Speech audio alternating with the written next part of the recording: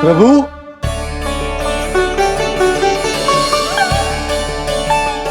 प्रभु, मैंने आपके अवतार को हानि पहुंचाने का प्रयास किया, फिर भी आपने मुझे दर्शन दिया।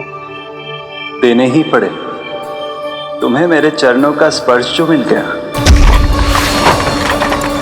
तुम्हें आश्चर्य हो रहा होगा, एक साधारण से स्पर्श से तुम्हें वो मिला जो बड़े से बड़े ऋषियों को भी कठिन से कठिन तपस्या के बाद भी नहीं मिलता।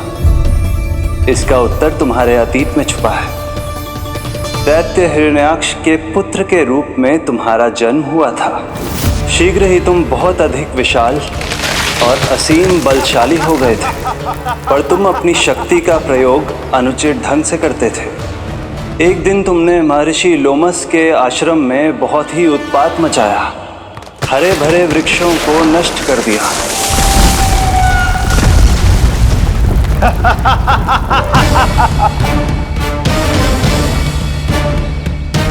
देख क्या रहे हो ऋषिवर?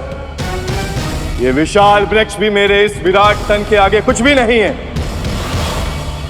जिसे स्वयं अर्जित तक नहीं किया, उस तन पर इतना अभिमान।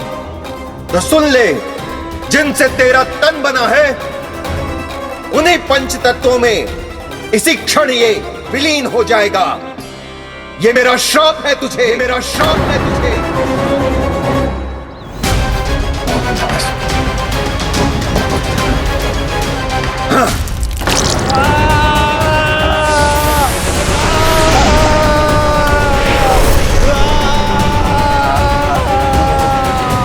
पर तभी तुम्हें अपनी भूल का आभास हुआ और ऋषि लोमस से तुमने क्षमा याचना की। क्षमा करे ऋषिवर, क्षमा करे। मैं मूर्ख, अभिमानी हूँ, अज्ञानी हूँ, परंतु आप तो दया के सागर है। कृपा करे ऋषिवर, कृपा करे। बिना तन के मैं कैसे जीवित रह पाऊंगा? तुम जीवित भी रहोगे और अपने दैनिक कार्यों का संचालन भी कर पाओगे, किंतु सजीव प्राणियों या निर्जीव वस्तुओं की सहायता से। ऐसा जीवन तो मृत्यु के समान है ऋषिवर। इससे अच्छा है आप मुझे जीवन से मुक्ति दे दो। मुक्ति भी अवश्य मिलेगी तुम्हें, पर जब तुम परम प्रभु श्री हरि नारायण के चरणों का स्पर्श करोगे, चरणों का स्पर्श करोगे। और यही नहीं शक्तासुर, कल जब तुम मुझे खोज नहीं पा रहे थे, तब भी तुमने हार नहीं मानी। 7 प्रहर तक 7 बार मेरी और मेरे गोकुल की परिक्रमा की। इस क्रम में तुमने अनजाने में ही अपना पश्चाताप पूरा किया और पुण्य अर्जित कर लिया। इसलिए मैं तुम्हें मोक्ष प्रदान करता हूं। इसलिए मैं तुम्हें मोक्ष प्रदान करता हूं।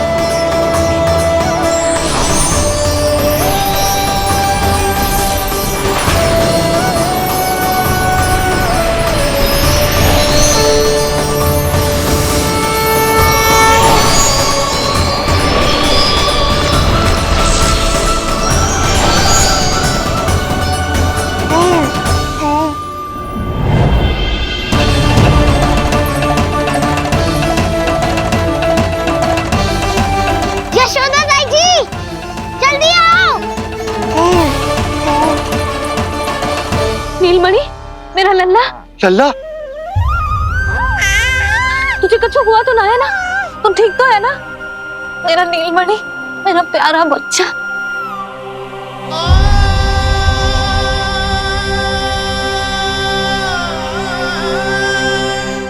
भोला, बंसी, ये सब क्या है?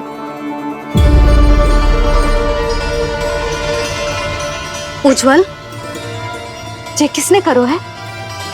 और देख, कहानी मत सुनाइयो। उज्जवल पुत्र, कैसे हुआ ये सब? किसने किया? और किसने? महाबली नीलमणि ने बड़ी ताई जी।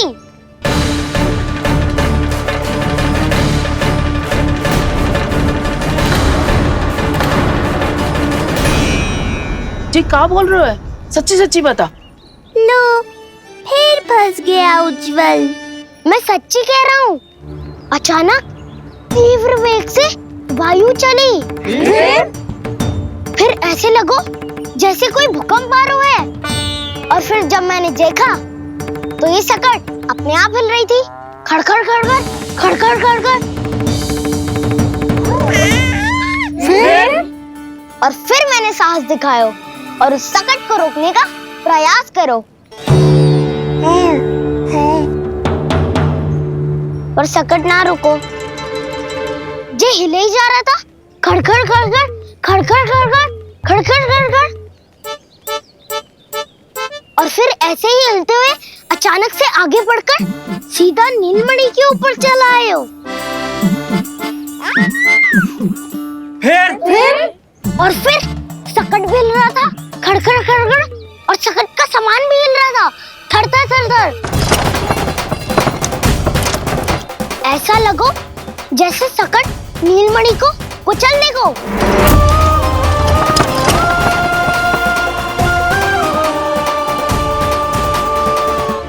पर तभी जे जाग गए हो, इसने खींचकर अपने पाँव का प्रहार करो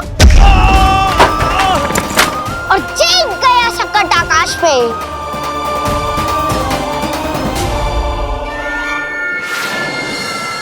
और फिर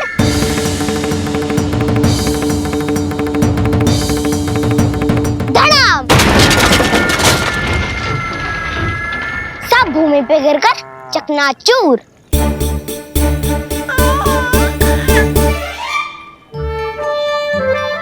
मैं सच्ची कह रहा हूँ ताई जी, नीलमणि के पैर का स्पर्श होते ही वो सकट ऐसे वायु में उड़ी जैसे कोई फूल।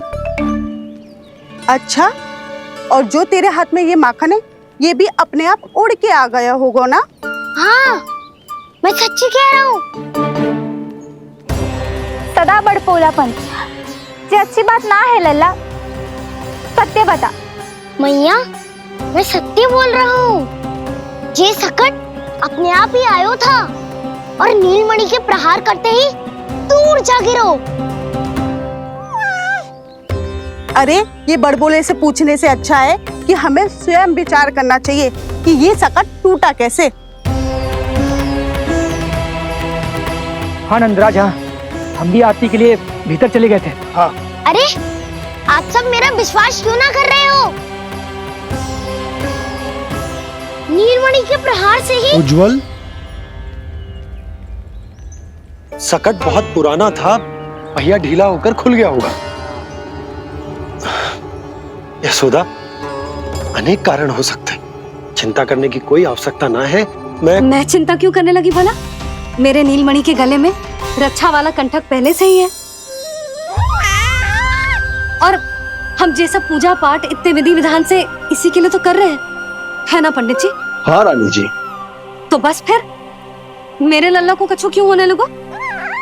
और आप सब स्वयं ही देख लो ना, जे इतना बड़ा सकट टूट के बिखर गया है, किंतु मेरे लल्ला को एक खरोच भी ना आई। इसका अर्थ तो यही है ना कि हम जो भी कर रहे हैं सही कर रहे हैं। मुझे चिंता करने की कछु आवश्यकता ही ना है। चलो सब भीतर चलते हैं। हाँ हाँ, लल्ला को भूख भी लगी आई होगी। चल।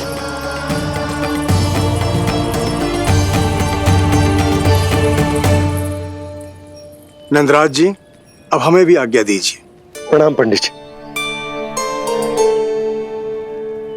ध्यान कहाँ था तुम दोनों का? और अधिक सावधान रहने की आवश्यकता थी ना? क्षमा कीजिए नंदराज।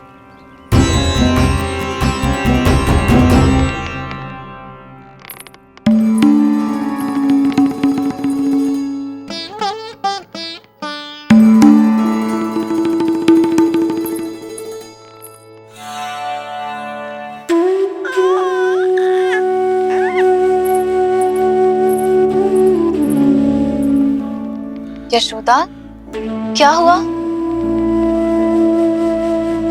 बोलो ना, क्या सोच रही हो? मुझे बहुत चिंता हो रही है जीजी। मेरे लल्ला के साथ कुछ ना कुछ दुर्घटना होती रहती है। अरे, अभी बाहर ही तुम सबको समझा रही थी, अब भीतर आते ही क्या हो गया तुम्हें? बाहर समझाने वाली मैं ना थी जीजी, वो तो गोकुल की रानी जसोदा थी, किंतु भीतर से मैं अपने नीलमणि की मैया हूँ, बस। और एक मैया को कितनी चिंता होती है, इसे आपसे अधिक कौन जान सकता है। बहुत बड़ा धक्का लगा है मैया को इस घटना से। अब तो ये मेरी रक्षा के लिए और भी अधिक चिंतित हो जाएंगी। यंत्र का कंठक, पूजा पाठ, इतने सारे प्रहरी, सुरक्षा के प्रबंध, यदि इतने सबके बाद भी मैं अपने लल्ला की रक्षा न कर पाई तो मुझसे अधिक अभागी कौन हो सकती है। मैं तुम्हारे मन की दशा समझती हूँ यशोदा। इसी चिंता के कारण ही तो मैंने आज तक अपने पुत्र को छुपा कर रखा है। मैं जानती हूँ जिज्जी, मैं समझती हूँ। मैंने तो नीलमणि के लिए इतने सारे संस्कार भी करो है, पूजा पाठ की है, किंतु मैंने तो आज तक अपने पुत्र का एक भी संस्कार नहीं किया है। आंसू पोंछ लीजिए बड़ी माँ, शीघ्र ही सब कुछ ठीक हो जाएगा। जब मैंने उसे जन्म दिया उसके बाद से आज तक न उसे घर के बाहर लाई हूँ, न कोई संस्कार किया है। मैं तो उसका नामकरण भी नहीं करवा पाई हूँ यशोदा। उसके जन्म के समय स्वामी ने यह संदेश भिजवाया था कि उस कंस को हमारे पुत्र के बारे में तनिक भी भनक नहीं पड़नी चाहिए। तब से आज तक भय के छाव में जीती आई हूँ कि वो कंस कहीं हमारे पुत्र को भी ना मार दे, जैसे देवकी के सारे संतानों को मार दिया है। ये आशंका कभी सत्य नहीं होगी बड़ी माँ, मैं हूँ ना। माँ अपनी संतान के मन की बात बिना कहे ही समझ जाती है। आप भी समझ जाओ ना मैया।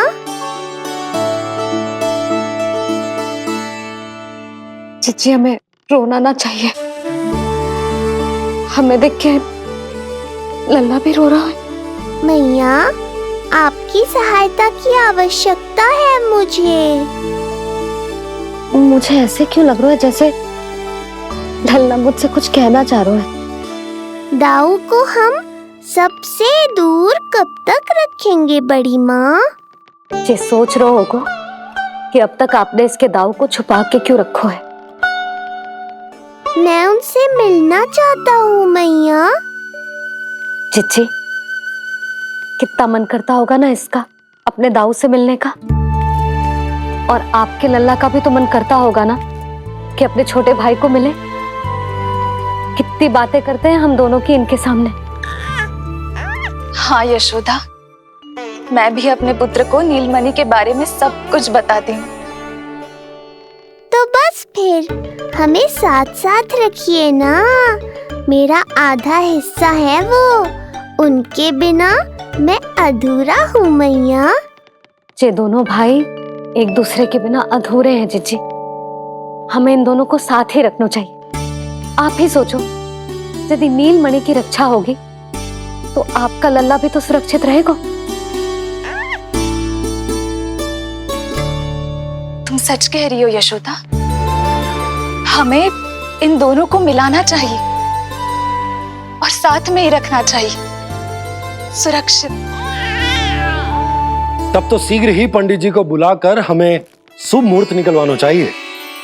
शुभ मुहूर्त? हाँ, शुभ मुहूर्त। दोनों भाइयों के मिलन के साथ साथ उनका नामकरण संस्कार भी करवा देते। अब अपने दाऊ से मिलूंगा मैं।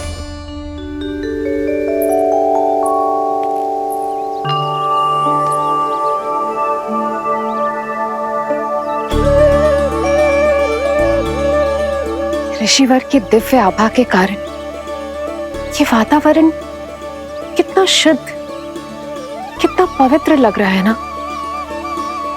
हाँ देवकी, इनका तेज ही ऐसा है कि इनके निकट केवल पवित्रता ही वास कर पाती है। किसी भी प्रकार की दुष्टता इनके पास जाने से पहले ही नष्ट हो जाती है।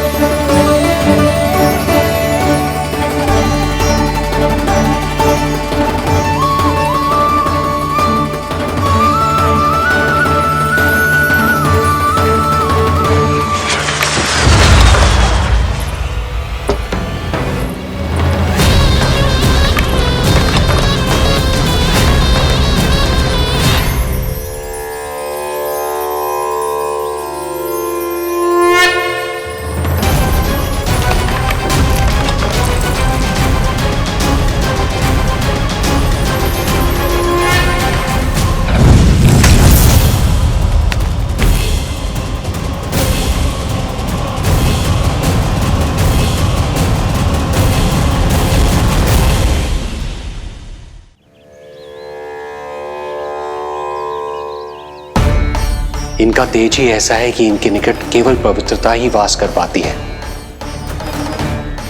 किसी भी प्रकार की दुष्टता इनके पास जाने से पहले ही नष्ट हो जाती है।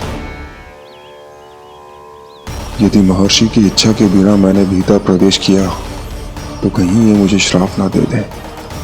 नहीं, इससे तो अच्छा है कि मैं यहीं आश्रम के बाहर रुकूं और यहीं से इन दोनों पर दृष्टि रखूं।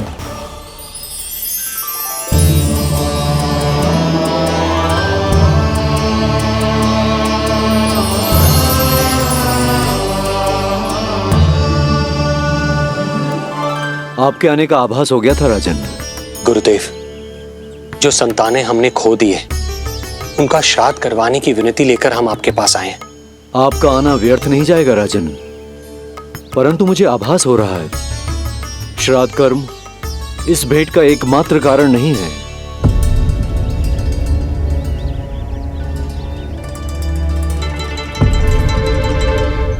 आपको उसकी या कंस की चिंता करने की कोई आवश्यकता नहीं है। निश्चिंत होकर बताइए कि आपकी इच्छा क्या है।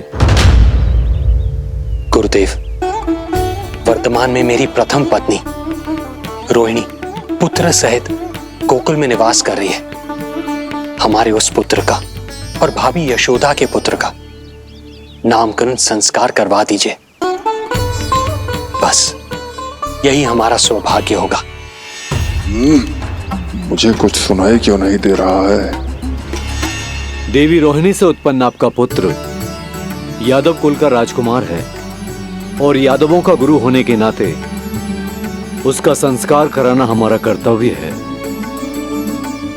परंतु यशोदा पुत्र का नामकरण वो आप मुझसे क्यों करवाना चाहते हैं?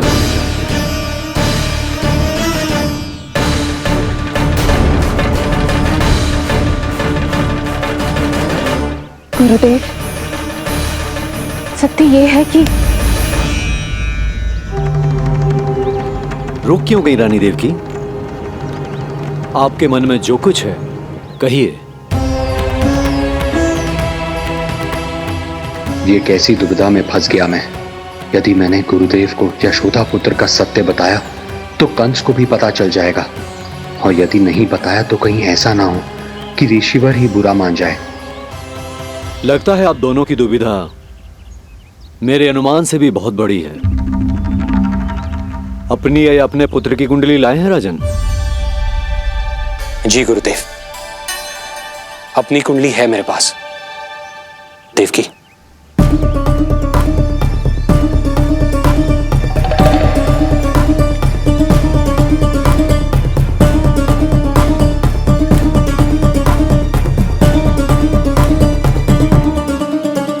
जो रहस्य आप नहीं बता पा रहे हैं राजन, वो ये कुंडली बताएगी।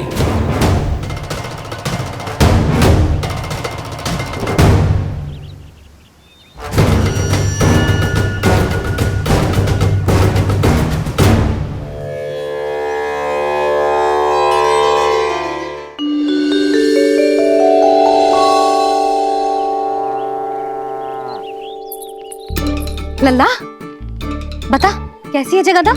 मैया को हो क्या गया है आज? देख, सही सही बताइयो।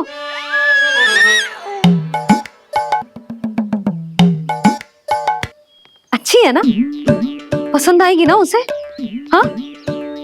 या फिर जे मोर पंख वाला मुकुट दे दूं? पहली बार मिल रहा है तू, उपहार तो देना चाहिए ना? पर बड़े तो वो है ना मैया, उपहार तो वो देंगे मुझे।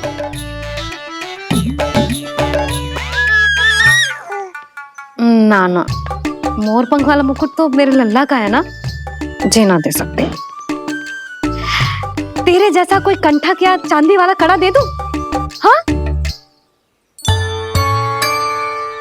इस मिलन के लिए मुझसे अधिक उतावली तो मैया है।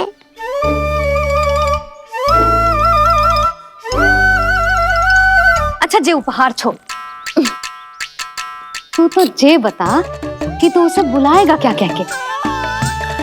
अन्य सभी के जैसे बड़े भैया या गांव वालों के जैसे दद्दा बुलाएगो, या फिर बड़े नगरों में जैसे बुलाते हैं ज्येष्ठ भ्राता बुलाएगो? या फिर प्रेम से बुलाएगो दाऊ? दाऊ बुलाएगो ना?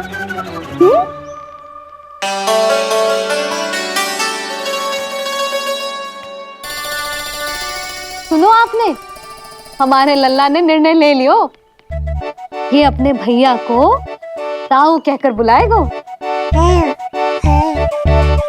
अरे वाह, लल्ला ने बोलना भले ही ना सीखो, परंतु तुम्हें बता दियो। और नहीं तो क्या, लल्ला कुछ कहे ना कहे माँ तो समझ जाती है ना लल्ला?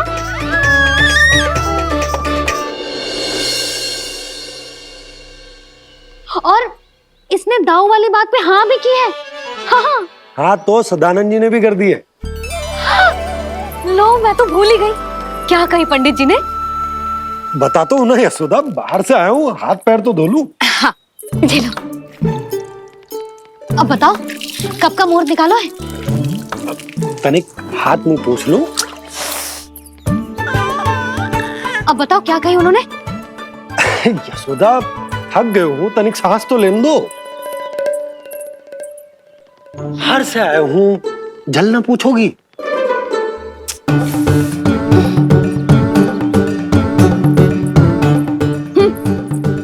अब बता दो जी।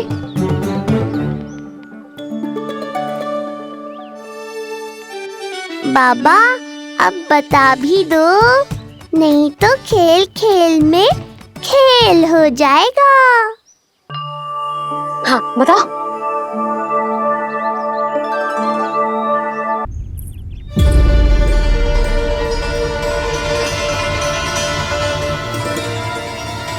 हो क्या रहा है वहां? ये क्या दिया है राजकुमारी ने? गुरुदेव, शीघ्र ही कोई मुहूर्त बता दे तो बड़ी कृपा होगी। नंद महाराज, अब क्या नामकरण का मुहूर्त भी मुहूर्त निकाल के बताओगे आप? हैं? क्रोधित क्यों हो रही हो यशोदा? बताता हूँ, धैर्य धरो। हाथ मुंह धो लिया, जल पी लिया, विश्राम कर लिया, अब कितनी प्रतीक्षा करवाओगे? हैं? मैं सब समझ रही हूँ, आप जानबूझ के मुझे सताने के लिए ना बता रहे। मैया कितनी भोली है बाबा, आप क्यों सता रहे हो उन्हें? बस बस बस, इतना भावुक होने की आवश्यकता ना है। बता तो, पंडित जी ने बताया है एक बहुत ही शुभ मुहूर्त आने वाले सप्ताह में ये है। और जानती हो जिस मुहूर्त किस दिन पड़ेगा? जिस दिन हमारा लल्ला पूरे 100 दिन का हो जाएगा। इससे अच्छा मुहूर्त तो हो ही नहीं सकता। धन्यवाद गुरुदेव।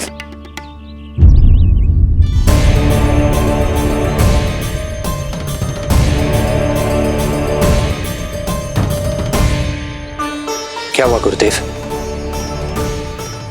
कुछ समस्या है क्या? जो सत्य सारे संसार को पता है और जो संकेत ये कुंडली दे रही है, दोनों में विरोधाभास है राजन।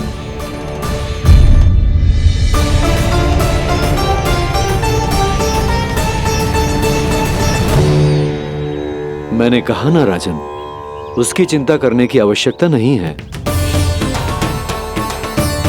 ये कुंडली मुझसे कह रही है कि आपके भाग्य में केवल पुत्र थे। आपके भाग्य में केवल पुत्र थे, तो पुत्री कैसे हुई?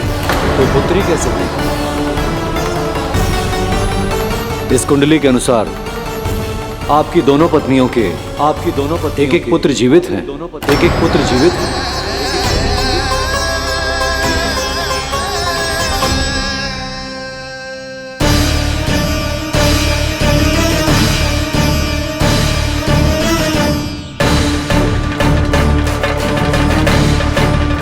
देवकी,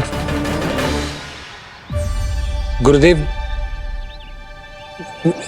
मैं कुछ कैसे? कहने की आवश्यकता नहीं है राजन, मैं जानता हूं मेरे प्रश्नों के उत्तर कहां मिलेंगे। अरे कौन से प्रश्न और कैसे उत्तर? किस बारे में बात कर रहे हैं? ये लोग जो भी बात कर रहे हैं वो मुझे सुनाई क्यों नहीं थी? सही समय की प्रतीक्षा कीजिए राजन, आपके दोनों कार्य पूर्ण होंगे।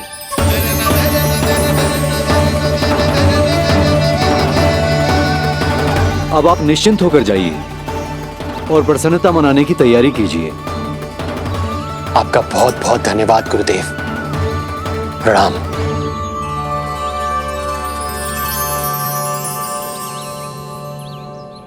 सच्ची? पहले नारायण को धन्यवाद दूं कि लल्ला को सूचना दूं? कुछ समझ में ना आ रहा। लल्ला मैं अभी आया।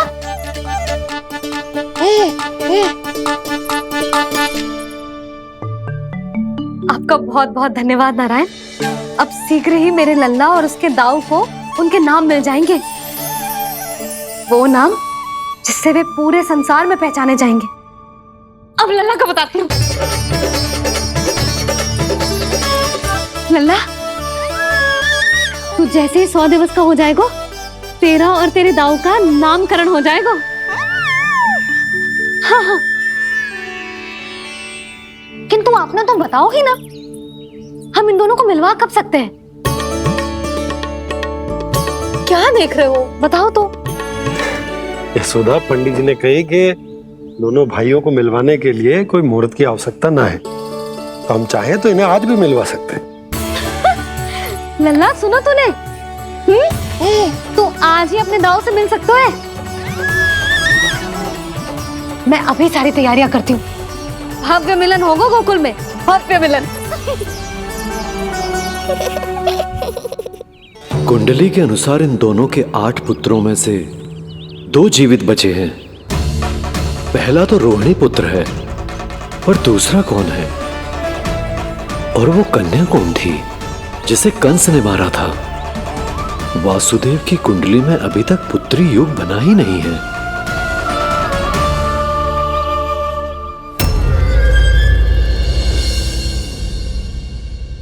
मुझको क्या मारेगा?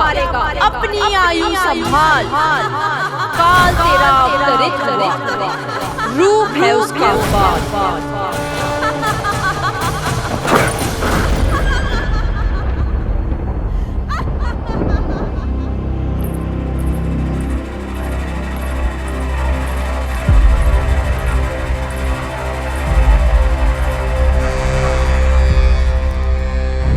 आधी रात को इस तरह से उठकर बैठे हुए हैं आप स्वामी। मैं ये तो नहीं जानती कि किस बुरे स्वप्न ने आपकी नींद छीन ली है, परंतु इतना अवश्य जानती हूं कि जो सूचना ये गुप्तचर लेकर आया है, इसे सुनकर आप रात भर सो नहीं पाएंगे।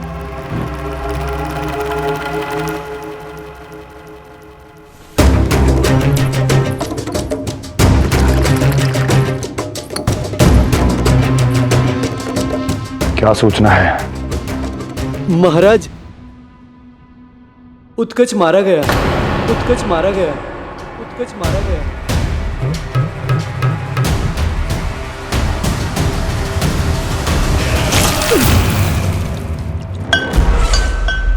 सूद वूद खो गए हो क्या अपनी? जो दिखता ही नहीं उसे मारा कैसे जा सकता है? इसने स्वयं देखा था महाराज। जिस शकट में समाकर शक्तासुर उस बालक को कुचलने वाला था, आपके शत्रु ने उसी शकट को चकनाचूर कर दिया।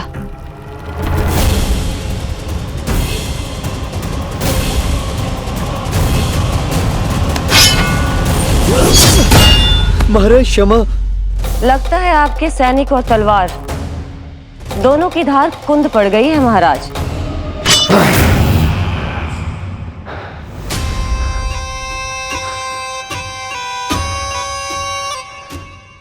इस तलवार की धार पर अब तभी विश्वास दृढ़ होगा जब ये उस बालक के रक्त से स्नान कर लेगी।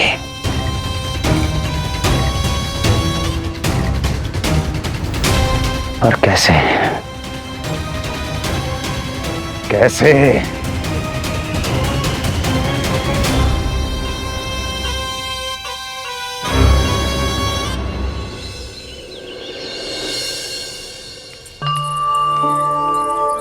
कैसी लगी तुझे दाऊ से मिलने की तैयारी? बहुत अच्छी है मैया, पर उससे भी अच्छी है वो प्रसन्नता जो इस मिलन के उत्साह में मुझे आपकी आंखों में दिख रही है।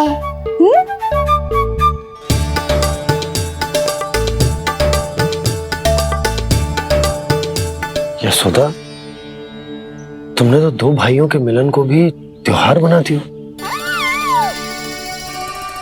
हाँ तो ये किसी त्योहार से कम थोड़ी ना है। ये शुभ दिन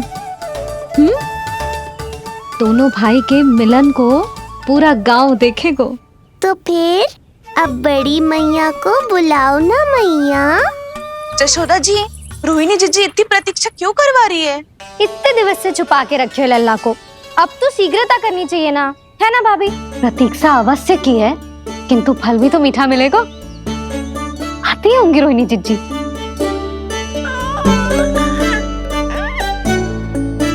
जीजी, कहीं उन्होंने अपना विचार तो ना बदल दियो?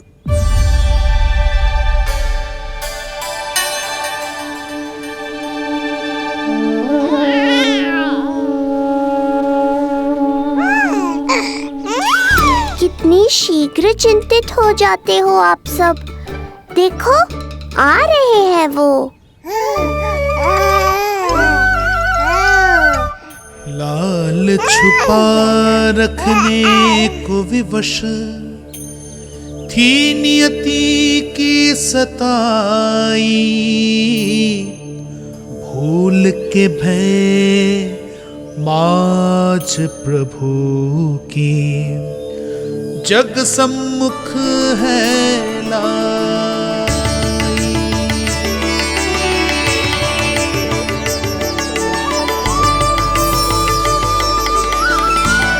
देखो तो कितनी मधुर मुस्कान है। और आंखें कैसी गंभीर और गहरी है। अरे अरे, ये तो हमारी नीलमणि की तरह सुंदर भी है। सही कह रही है तू, और कितना प्यारा भी है। और कितना बलशाली भी लग रहा है ये, है ना? तो देखो इसके। हाँ देखो, लाल लाल टमाटर की तरह। देखो तो दाऊ आए नहीं कि ये सब की सब मुझे भूल ही गई। अरे हटो सामने से, मुझे भी तो देखने दो।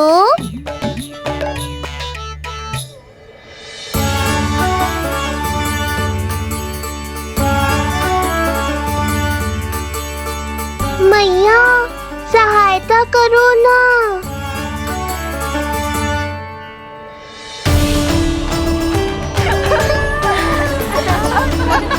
चलो हटो सब, हटो हटो हटो हटो सामने से। चलो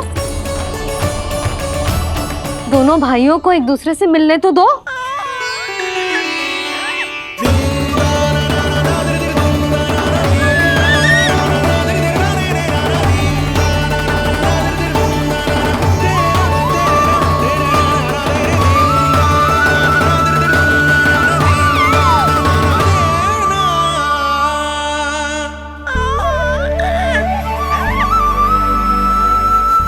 चल लल्ला, चल आजा।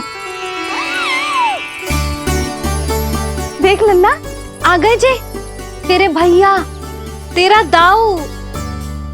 जी भर के बातें करो और निहारो एक दूसरे को। लाओ जीजी, आजा। ये रहे तेरे दाऊ। आओ जीजी।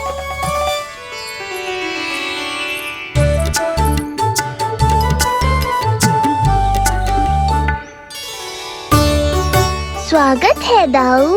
कितनी प्रतीक्षा के बाद अब जाकर आपसे भेंट हुई है।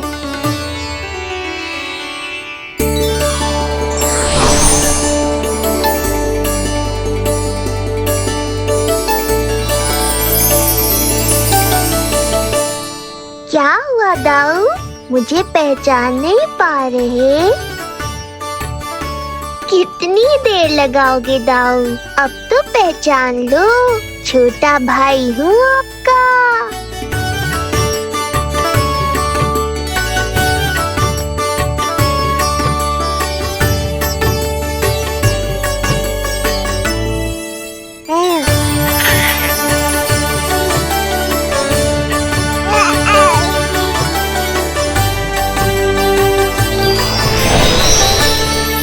देख प्रभु को भक्त शेष की आंखें है भर आई,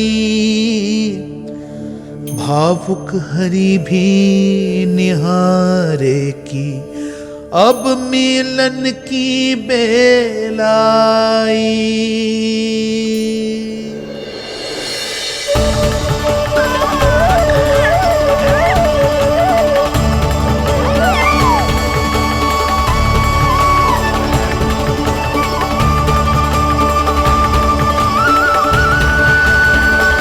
प्रभु, आपके दर्शन पाकर मैं धन्य हो गया। प्रभु नहीं, छोटा भाई पुकारो शेष। ये कैसे संभव है? आप नारायण हैं, मेरे प्रभु। ये जानते हुए भी मैं आपसे बड़ा कैसे बन सकता हूँ? हर दुविधा की तरह इसका भी समाधान है शेष। अब तो हम एक दूसरे से मिल भी चुके हैं। पृथ्वी पर हमारा सूत्र जुड़ चुका है, इसलिए समय के साथ तुम ये भूल जाओगे कि तुम्हारा ये भाई मेरा ही अवतार है। ये क्या कह रहे हैं प्रभु? वही जो आवश्यक है, नहीं तो तुम नीलमणि के बड़े भाई होने का कर्तव्य कैसे निभाओगे? कैसे डांटोगे मुझे? और बड़े होने के नाते मुझ पर अधिकार कैसे दिखाओगे? पर प्रभु, पर किंतु परंतु ये सब भूल जाओ शेष। आज से, इसी क्षण से मैं हूं तुम्हारा छोटा भाई और तुम मेरे ताऊ। मैं हूं तुम्हारा छोटा भाई और तुम मेरे ताऊ। नारायण नारायण दाऊ। दोनों इतने सुंदर लग रहे हैं, मेरी तो दृष्टि भी ना हट रही इससे। कहीं मेरी ही दृष्टि ना लग जाएगी। ये तो प्रतिदिन की कथा है दाऊ। हे नारायण, मेरे कानों से तो अभी से रक्त निकलने लगा। आदत डाल लो दाऊ, अब तो सहना ही पड़ेगा। वो देख रहे हो, सुलक्षणा चाची सबसे अधिक चतुर यही हैं। केवल अधिक चतुर ही नहीं नीलमणि, बहुत अधिक सयानी भी है ये। बिल्कुल सही पहचाना दाऊ, पर आप चिंता मत करो, मैं हूँ ना, मैं संभाल लूंगा इन सबको।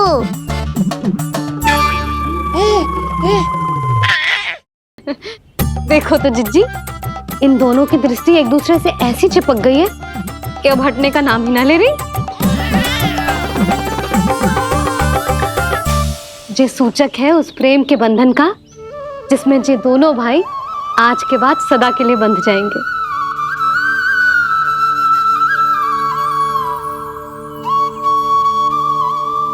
मुझसे भूल हो गई यशोदा, मैंने इन दोनों को पहले ही मिलवा देना चाहिए था।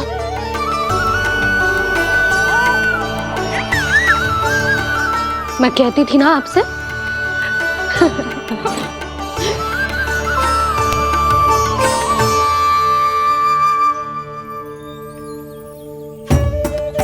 आई मैं।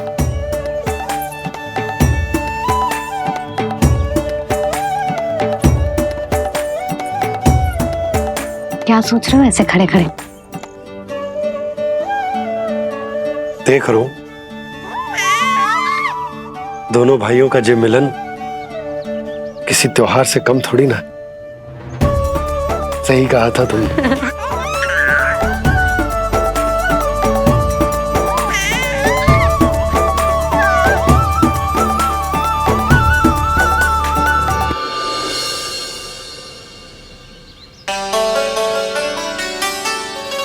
सुना ना तूने जो गोपिया क्या कह रही थी कि नीलमणि का दाऊ कितना बलशाली है? इसका तो यही अर्थ हुआ ना कि नीलमणि अपने दाऊ जितना बलशाली ना है। अब समझा मैया कि आज मुझसे इतना व्यायाम क्यों करवाया जा रहा है। पर मुझे पता है मेरा नीलमणि सबसे अधिक बलशाली है। हाँ, उज्जवल ने कही थी ना, नीलमणि ने यूं उड़ा दिया था काले कौवे को मथुरा की ओर। और उज्जवल ने तो ये भी कही थी कि नीलमणि ने अपने पांव से सकट पे प्रहार भी किया था। कैसे किया था प्रहार? ऐसे किया था। लग गई मैया को। कैसे किया था? फिर से बता कैसे किया था?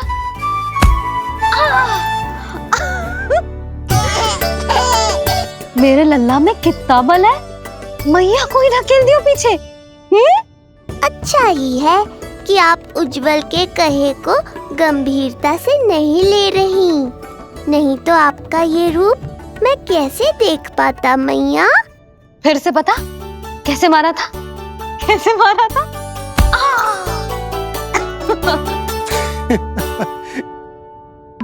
लल्ला तू बड़े के जैसे कब से हंसने लगो?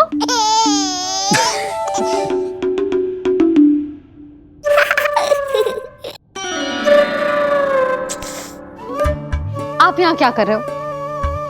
छुप छुप के मैया और लल्ला को खेलते हुए देखने के अतिरिक्त और कोई कार्य ना है आपके पास? कार्य तो है, पर यह अधिकार भी है कि मैं अपनी बड़ी सी पत्नी को अपने छोटे से लल्ला के साथ छोटे बालकों की तरह व्यवहार करते हुए देखूं। अब देख लियो ना, अब जाओ अपना कार्य करो। कार्य तो कर लूंगा, परंतु मेरा पेट मुझसे कह रहा है कि इसे भूख लगी। भूख लग गई? भोजन का समय होगा। अभी लगाती हूँ भोजन।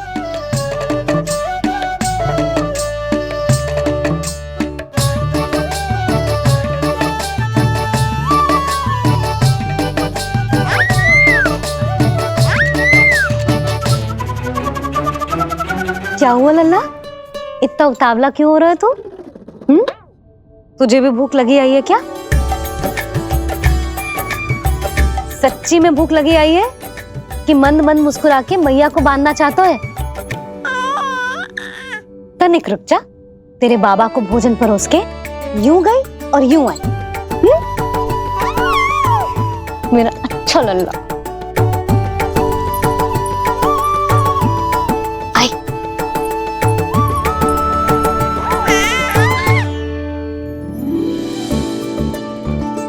आज केवल रोटी है खाने में? ना, दाल है ना, तरकारी भी है, दही है, लड्डू भी है। तो दाल ले आओ। अभी लाई है।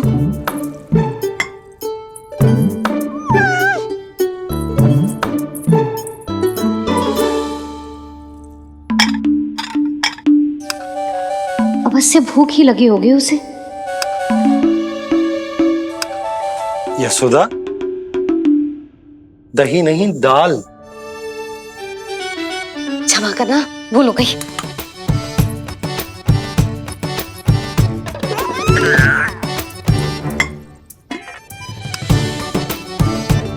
यशोदा, दाल दाल।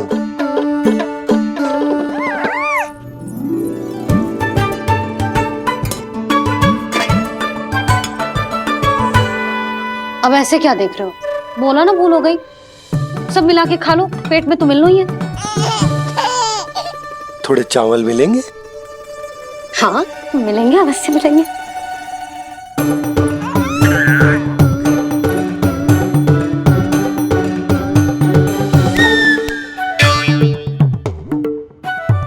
लड्डू नहीं, चावल।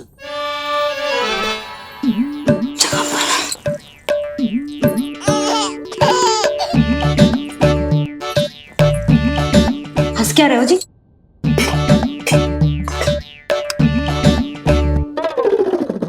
आज व्यायाम भी बहुत कस के करवाओ था मैंने, कहीं अधिक भूख तो ना लगी होगी। सच्ची यशोदा, बिल्कुल ना बदले तू।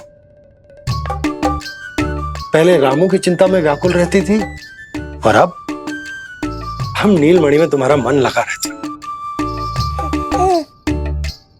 हाँ तो लल्ला भूखा हो और मैया का मन व्याकुल भी ना हो, ऐसा हो सकता है भला? फिर तो दूध पिला दो ना उसको। जाऊं? शीघ्र जाओ। किंतु आप तो खा रहे हो ना पतिदेव। वही तो यशोदा, मैं खा रहा हूं, किंतु वो भूखो है। जाओ। ठीक है। यहाँ थी तो लल्ला की भूख के लिए चिंतित थी, अब वहां जाएगी तो पक्का मेरे भोजन के बारे में चिंता करेगी। कहीं आधी भूख में ना उठ जाए तेरे बाबा, उन्हें कुछ और चाहिए होगा तो। सही कहा था बाबा ने, वहाँ मेरी चिंता थी, यहाँ बाबा की चिंता है। सच्ची मैया अनोखी हो आप। अरे इतने से पेट भर गया तेरा? ना, ये वाली मुस्कुराहट तो मत ही दिखा मुझे। इतनी शीघ्र तेरा पेट भर ही ना सकता। मैया जानती है अपने लल्ला की भूख।